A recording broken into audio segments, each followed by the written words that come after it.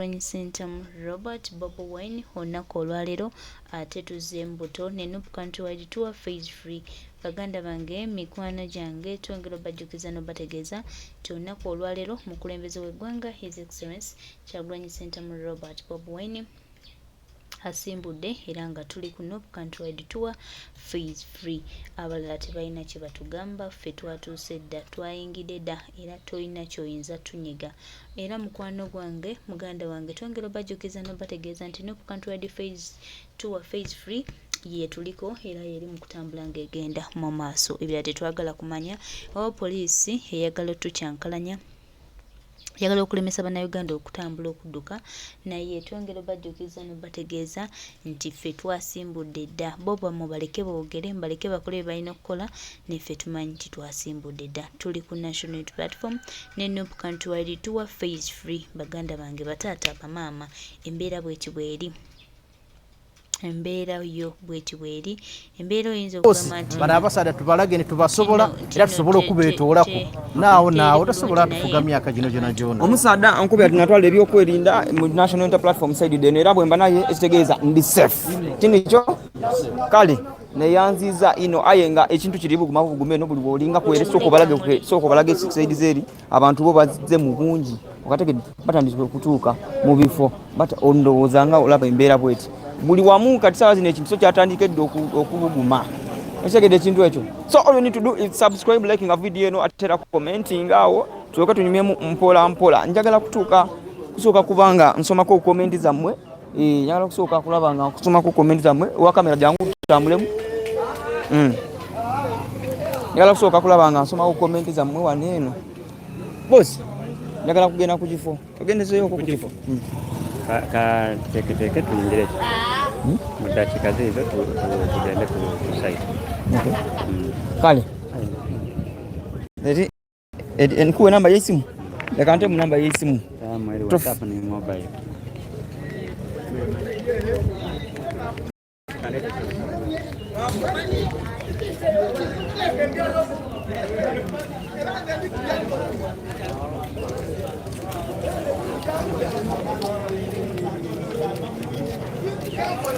So my people, that's the situation around. Yeah.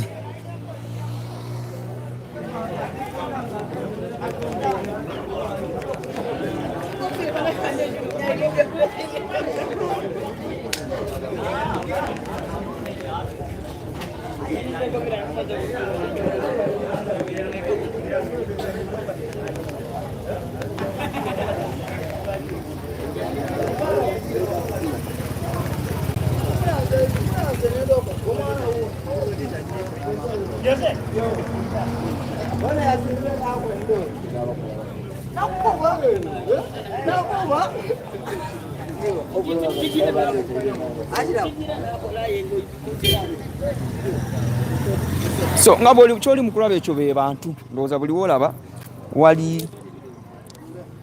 woolaba ndowooza olaba buntu bwa red, buli wootunula olaba buntu obwa red.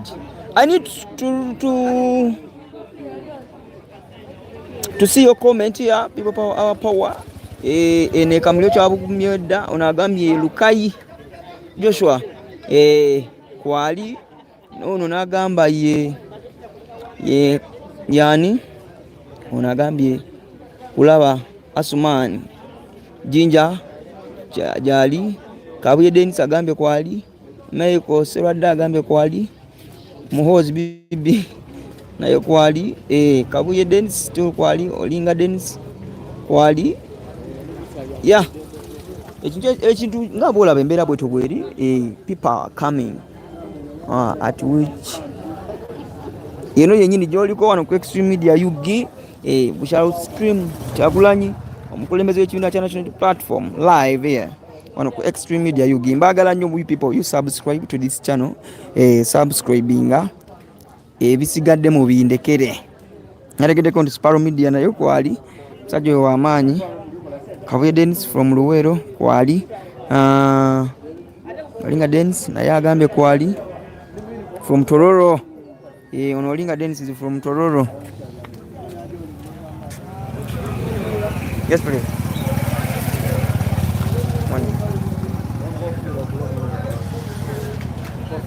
Sorry?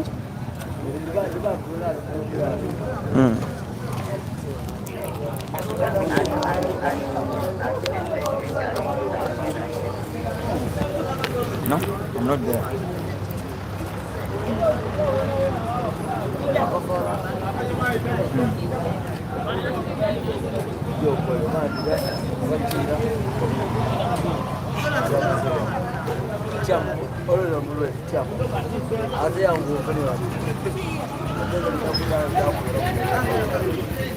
Sorry, can I beg your pardon? Can you speak some Uganda if you can? Because you're not clear. Yes.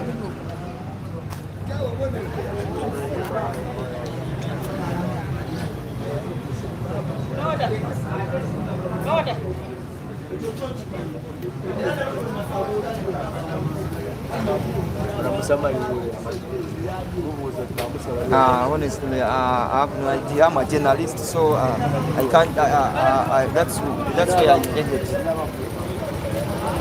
Yes, I'm not sure of the situation.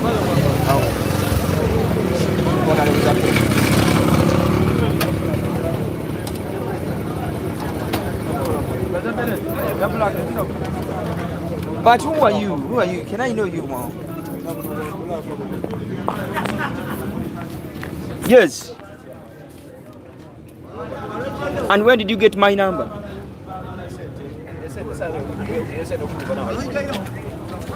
On the stream, eh? On Extreme Media. Oh, you're right. Oh, thank you for loving Extreme Media, Yugi. Oh, thank you so much. Thank you so much, bro. Yeah, even right now we are live in Kamuli. So you can talk about something. We are live in Kamuli. I can put you on air so that you talk to people. We are in Kamuli right now. The president of the National Unity Platform, Kyagulanyi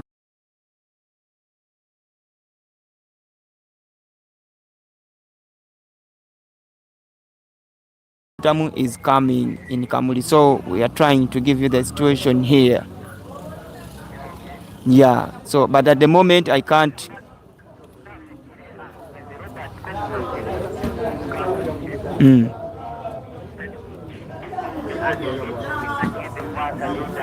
Yes, thank you so much. Thank you so much.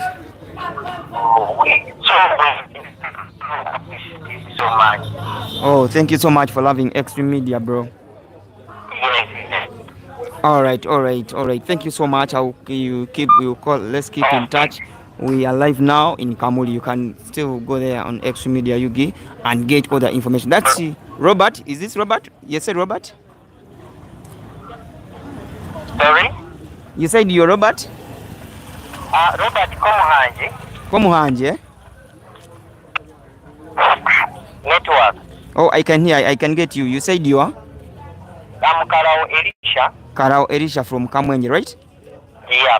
Okay, thank you so much for keeping it Extreme Media Yugi. With Robert Komuhanje. With Robert Komuhanje is also there watching from Kamwenje. We are live, and we love you so much for what you are doing. Thank you so much. I love you people. Thank you for appreciating the work. We are behind you, Bambi. We are behind you, never lose hope. Right. Yes.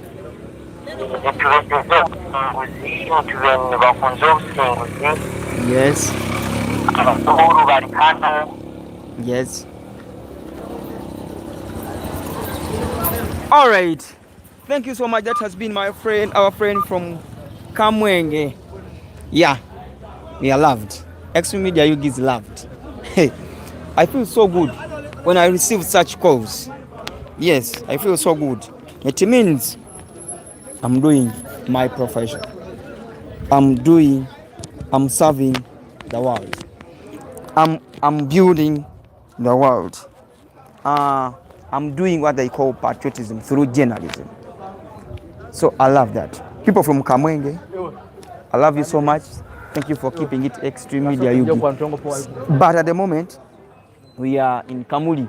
As you can see, Cyrus, I want you to show these people how Kamuli is looking like. Everyone is excited. Buli omu ali excited, I'm telling you. Tukyali ssaawa za kumakya naye vibe ngiraba yo. Yakutte dda. Vibe yo nagirabe yakutte dda. So you can call in on our numbers still.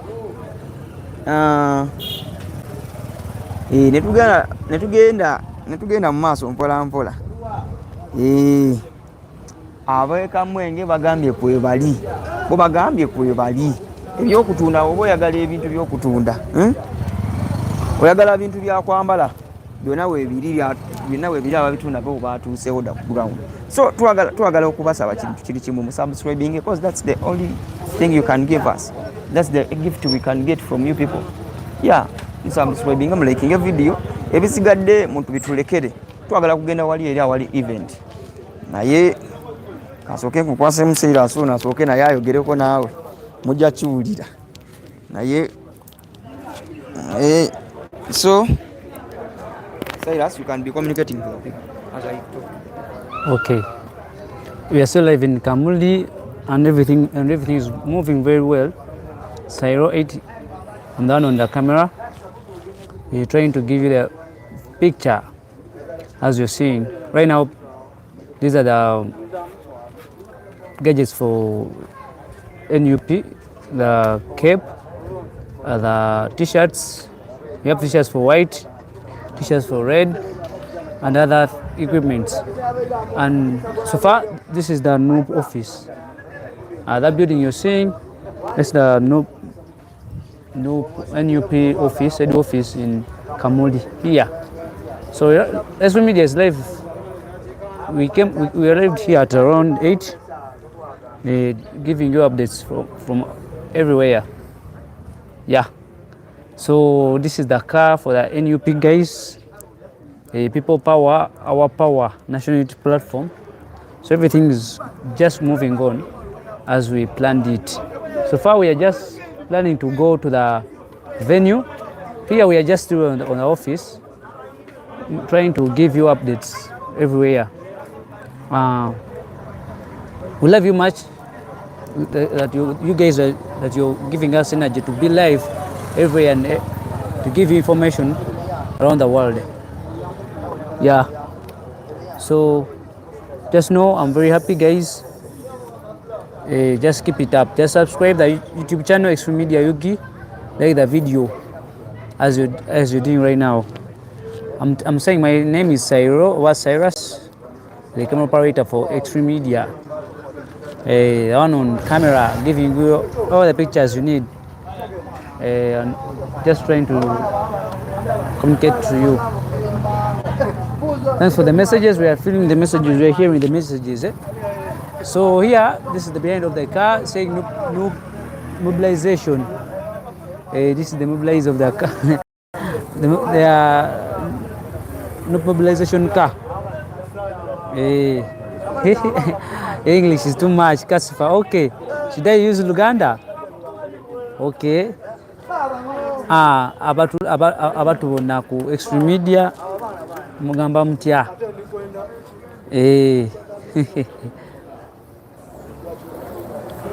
Mwana gwe kintu agambye nti tusaba ku luno poliisi ekuume obuntu bulamu. Ejaggezaako kubeera ng'ekuuma obuntu bulamu. Luka ya Joshua, Joshua Mayuge webale kubeerako. So zino ze gadgets za NUP, kuliko enkofiira eza black and white, no esaati za black and white, enkofiira eya red ne white. So wenna byetaaga bibeerawo ku ground. Wise boy agambye what's going on. Ojja kiraba gubeerako bubeezi. Kale kyakabi nnyo muganda wange oyo abadde Cyrus. Cyrus namulese mu kitwago jangu mbasibu jangu. I need to go. We are going tugenda wa? Tugenda event weri. Guys, tugenda ku event wa weri. Senior. Soko je. Okola. do tuvuge. So you people tugenda kubatwala wali event ebutansi we tugenda kati sawa zino.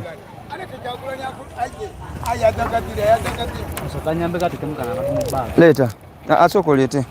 Tofai. Tugenda awali event so gwe sharing live eno tugenda wali event. Gosoko joko ne umbrella papa bank tofai. Tugenda awali event esawa zino zennyini. N'omusajja wali. Omusajja agenda otuvuga oyo. Tugenda wali event twagala kukulaga embeera. Ono Saima agambye yeebazizza kale. Mwebale kusiima tugenda awali event kati gwe sharinga video eno ebisigadde obitulekere.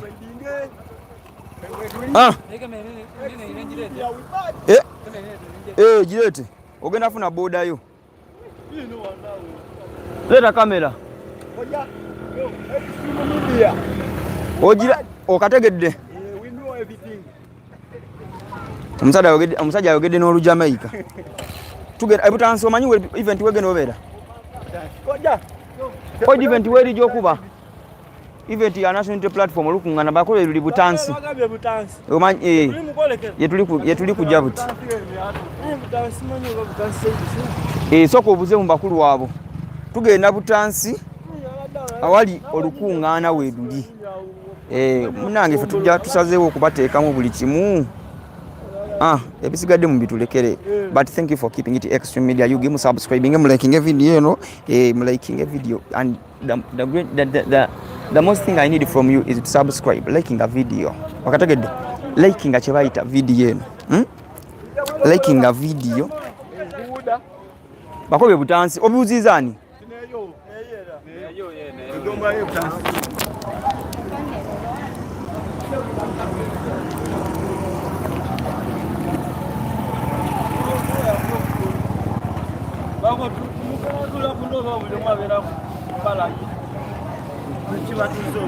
Sente meka? Echi? Agambye atya? Enkumi 5 iwo didi. Be 15 ningi bana. Enkumi 5 ningi. Batugwabye. Ati mwina meka? Ababiri fena 15. Obomu. Awo tule kwe 15. Tujja kwawe 15 muje muntu twala.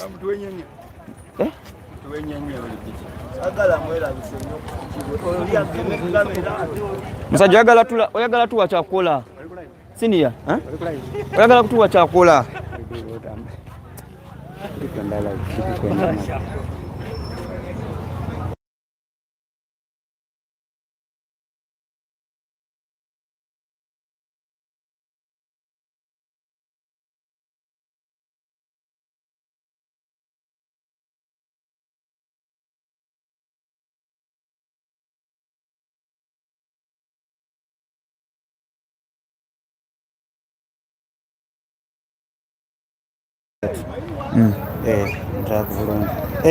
Akachi mbengaleka ile. Oyo kaneke. So what event where but twali ku center imeka. Chairman ino. Sale.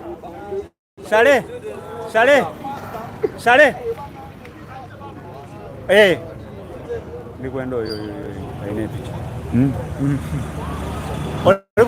Olikuja ku site. Ndikwenda bano nze kutuka ku site yako. Ikuje ile. Kwa Kutambula bati. Bali babiri. Watu daja nabo. Tolija kulwawo kuba bali kwenda.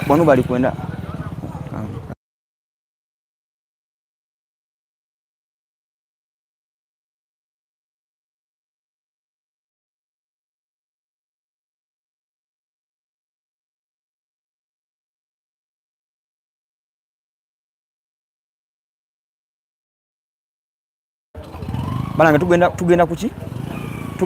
Tugenda wa? Mpera no libone nalo bali kuikombola. Oju. Bano baine 10 bali babiri bamfugiro bantu aliyo obaishawo. We are 2 people. Bali babiri bavuga speed mangu batewe. Mukole mukyami. Babe jangu tutule. So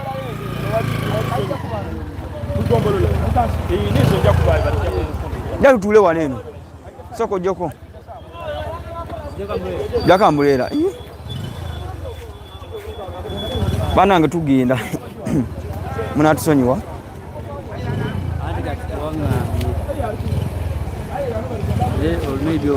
Ai naye Cyrus tuli mu speed siba umbrella.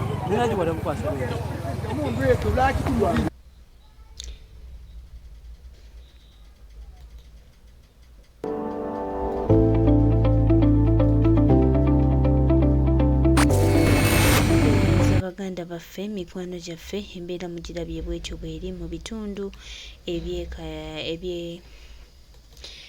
Kamuli. His Excellency Kyagulanyi Ssentamu Robert Bobi mwagenda okuba nga abeera olunaku olwaleero.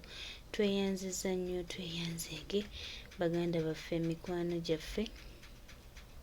Tulengera bajjukiza n'obategeeza Pulezidenti w'eggwanga yalondebwa Uganda Kyagulanyi Ssentamu Robert Bobi bw'atyo bw'alabise era byebyo ebimutuuseeko. Poliisi egezaako okumutataaganya n'etwongera bajjukiza n'obategeeza nti ye asimbudde. Tebalina kye batugamba, tebalina kye bayinza tugamba, era tebalina kye bakwogera, ate era tusuubira nti tebali banakyo. Ffe tutambula na kukkiriza era okukkiriza kwaffe tumanyi bulungi nti kujja tutuusa mu buwanguzi. Mugambe nti weewaawo. Delegate President of Uganda Kyagulanyi Ssentamu